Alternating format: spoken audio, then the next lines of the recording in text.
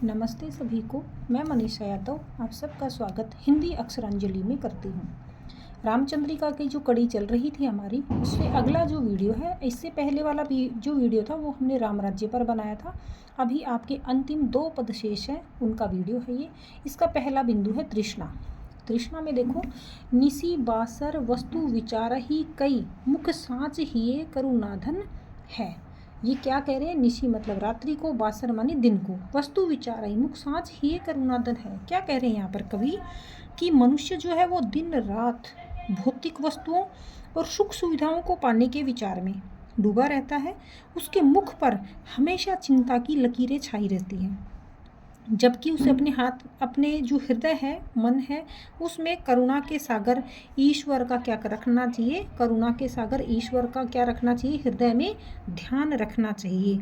और वह बाहरी दुनिया को तो संवारता रहता है, लेकिन अपने भीतर जो है वह अपने भीतर बाहरी दुनिया को संवारते संवारते जो भीतर की जो शांति होती है, जिसे हम आंतरिक शांति कहते हैं, जिसे हम आत्मिक अनुभूति कहते हैं, उसको खो चुका होता है। क्यों खो चुका होता है? क्योंकि दिन रात वह बाहरी वस्तुओं के बारे में विचार करता रहता है। मुख से सच में ईश्वर उस करुणा निधान का ध्यान नहीं आता। दूसरी पंक्ति, अध निग्रह संग्रह धर्म कथानि परिग्रह साधन को धन है। अध निग्रह, निग्रह का मतलब होता है संग्रह करना, इकट्ठा करना। परिग्रह का मतलब होता है ये संग्रह इकट्ठा करना। ये क्या कह रहे हैं आगे कि जो लोभ, अध निग्रह, अध मानी लोभ, लालच, निग्रह। क्या कह रहे हैं कि लोग जो है वो धर्म की बातें करते हैं, ठीक है। संग्रह धर्म कथानी, धर्म के कथन कहते रहते हैं। ये कह रहे हैं लोग धर्म की बातें करते रहते हैं, परंतु उनका जो पूरा ध्यान है किसका संग्रह करने में लगा रहता है? धन दौलत वस्तुओं के संग्रह करने में ही टिका रहता है। इन्हीं के परिग्रह साधन को धन है, और इस धन को क्या करते रहते हैं? ये संकलित करते रहते हैं, साधनों को इकट्ठा करते रहते हैं, परिग्रह करते रहते हैं। बातें तो किसकी करते हैं? धर्म की, लेकिन उनका दिन रात जो ध्यान होता है वह किस में होता है? धन को इकट्ठा करने में होता है। इस पंक्ति की दोबारा से सुनो व्याख्या।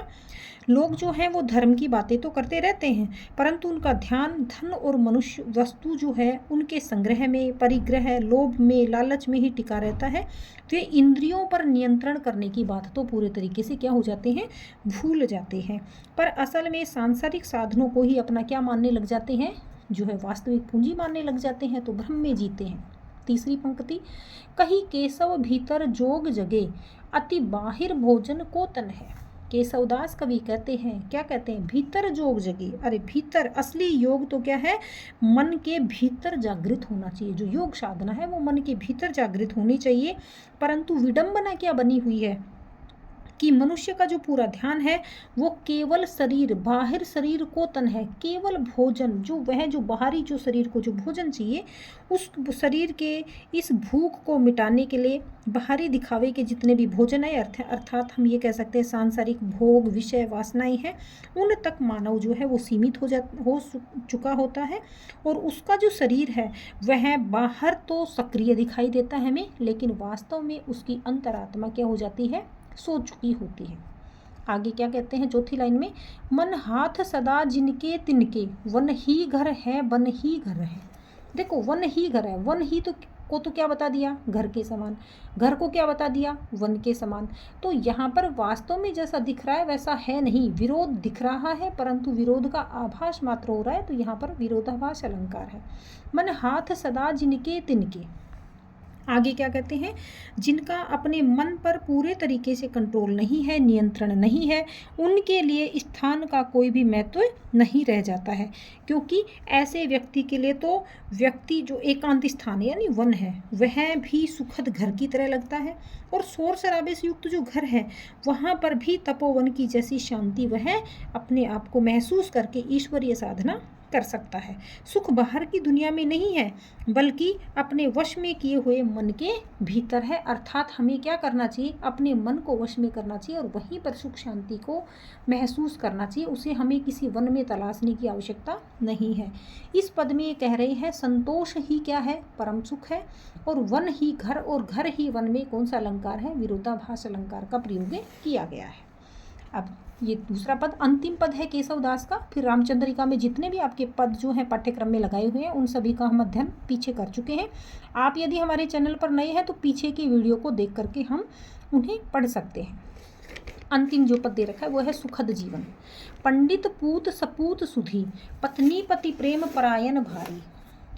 आगे क्या कहते हैं, वह व्यक्ति वास्तव में ही सौभाग्यशाली है। सुधी, सुधी मतलब विद्वान। वह व्यक्ति वास्तव में विद्वान है जिसका पुत्र क्या है, सपूत हो, जिसका पुत्र क्या हो, विद्वान हो, आज्ञाकारी हो, अच्छे चरित्र वाला हो, और साथ ही साथ उसको पत्नी पति प्रेम परायण नारी, उसे ऐसी पत्नी प्राप्त हो जो अपने पति के प्रति समर्पित प्रेम करने वाली हो, धर्म के मार्ग पर चलने वाली हो। घर की सुख शांति जो है इन्हीं दो स्तंभों पर टिकी हुई है। किस पर, पुत्र ऐसे गुणों वाला होना चाहिए और पत्नी ऐसे गुणों वाली होनी चाहिए। यानी पुत्र तो होना चाहिए, पंडित विद्वान होना चाहिए, सुपुत्र होना चाहिए, विद्वान होना चाहिए, चरित्रवान होना चाहिए, आज्ञाकारी होना चाहिए। पत्नी है वो प्रेम परायणा होनी चाहिए, पति के प्रति एकनिष्ठ प्रेम करने वाली होनी चाहिए। दूसरी पंक्ति में क्या करें, जाने सबे गुण माने, सर्वजन दान विधान दया उरधारी। जाने सबे गुण माने, सबे जन दान, यानी दान के बारे में बात कर रहे हैं अभी। वह व्यक्ति स्वयं भी जाने सबे गुण माने, ये खुद के बेटे में ही गुण हो, पत्नी में ही गुण हो, ये जरूरी नहीं, ये तो होना ही चाहिए। लेकिन साथ साथ कवि कह रहे हैं जाने सबे गुण, यानी उस व्यक्ति में खुद में भी क्या होना चाहिए, गुण होना चाहिए। व्यक्ति स्वयं भी गुणवान होना चाहिए। उसे समाज के सभी अच्छे गुणों का क्या होना चाहिए, ज्ञान होना चाहिए। जब दान विधान दया उरधारी, आगे कहते हैं वह सभी मनुष्यों का सम्मान करने वाला हो, उसके हृदय में दया का भाव हो। दया का क्या होना चाहिए, भाव होना चाहिए। और साथ ही साथ जो है वह शास्त्रों के अनुसार क्या देने वाला हो, दान भी देने वाला होना चाहिए। दान में देने में विश्वास रखें, क्योंकि परोपकार ही सुखी जीवन का क्या होता है, आधार होता है। तो पहली पंक्ति में तो ये दो बातें इंपॉर्टेंट बता दी है। दूसरी पंक्ति में कह रहे हैं स्वयं भी गुणवान होना चाहिए, दान देने का विधान उसे होना चाहिए, उसके हृदय में दया होनी चाहिए। तीसरी पंक्ति, केशव रोगन ही सो वियोग, संयोग सुभोगिनी सो सुखकारी। केशवदास कवि कहते हैं उसका वियोग होना चाहिए, दूरी होनी चाहिए। किसके साथ में, रोग से दूरी होनी चाहिए। सुखी व्यक्ति वही है जिसको रोगों से क्या है, वियोग है, दूरी है। यानी वह व्यक्ति क्या होना चाहिए, स्वस्थ होना चाहिए। संयोग सुभोगिनी सो सुखदारी, आगे क्या करें, जिसका संयोग, संयोग मतलब साथ, जिसका साथ है हमेशा सौभाग्यशाली। सुभोगिनी, सुभागिनी मतलब जिसका साथ जो है हमेशा सौभाग्यशाली और गुणी स्त्री या फिर अच्छे भाग्य वाली स्त्री के साथ में बना रहे, क्योंकि स्वास्थ्य और अच्छा साथ देने वाली उस जीवन साथी से ही जीवन को सुंदर बनाया जा सकता है। चौथी पंक्ति में क्या कह रहे हैं, साच कहे जग भांति माही लहे यश, मुक्ति यहे चहु वेद विचारी। आगे कहते हैं जो संसार में, साच कहे सत्य की बात कर रहे हैं अभी, जो संसार में सत्य बोलता है सदैव, उसे ही समाज में क्या मिलता है, यश अर्थात मान सम्मान की प्राप्ति होती है। फिर मुक्ति यहो चहु वेद विचारी, चहु वेद मतलब चारों वेदों ने यह इस बात पर विचार किया है कि सत्य और सदाचार के मार्ग पर चलने से ही संसार में सुख की प्राप्ति होती है और अंत में किसकी प्राप्ति होती है, मुक्ति की अर्थात मोक्ष की प्राप्ति संभव है। इस प्रकार से ये जो अंतिम पद था इसमें सुखद जीवन की कल्पना की गई है। इस पद में कवि ने सुखद जीवन के लिए 4 आधार बताए हैं। पहला बताया है परिवार, परिवार में अगर ये गुण होते हैं तो सुखी होता है व्यक्ति। दूसरा होता है स्वभाव, क्योंकि उसके हृदय में दया होनी चाहिए, दान का महत्व समझना होना चाहिए, स्वयं भी गुणवान होना चाहिए, तो स्वभाव है। तीसरा है स्वास्थ्य, क्योंकि ये दोनों चीज़ें हैं लेकिन स्वास्थ्य अच्छा नहीं है तो स्वास्थ्य भी क्या है, इसमें रोगों से तो दूरी होनी चाहिए। और जो है अन्य जो गुणवान स्त्री है या फिर हम ये कहें कि अन्य चीज़ों से हमारा स्वास्थ्य जो है वो एकदम दुरुस्त होना चाहिए। और फिर अगली बात वो बता रहे हैं सत्य की महिमा होती है, क्योंकि सत्य को प्राप्त कर जो बोलने वाला है, सत्य वचन कहने वाला, उसे यश की प्राप्ति होती है और वेदों के अनुसार वही मोक्ष का अधिकारी होता है। इस प्रकार सुखद जीवन के 4 आधार कवि केशवदास ने बताए हैं। तो आज के इस वीडियो में इतना ही, मिलते हैं अगले वीडियो में जल्द। अगला जो कवि है वो आपका बिहारी है, उस पर हम जल्द वीडियो लेकर के आएंगे। उम्मीद है आप सभी क्लासें देख रहे होंगे। अगर आपके कोई साथी जो कि इस ग्रुप में ऐड नहीं है या फिर आपका कोई साथी जो चैनल के ऊपर नया है वो उसने अभी तक सब्सक्राइब नहीं किया है, सब्सक्राइब करें, लाइक कीजिए, दोस्तों तक शेयर कीजिए। धन्यवाद। आज के लिए इतना ही।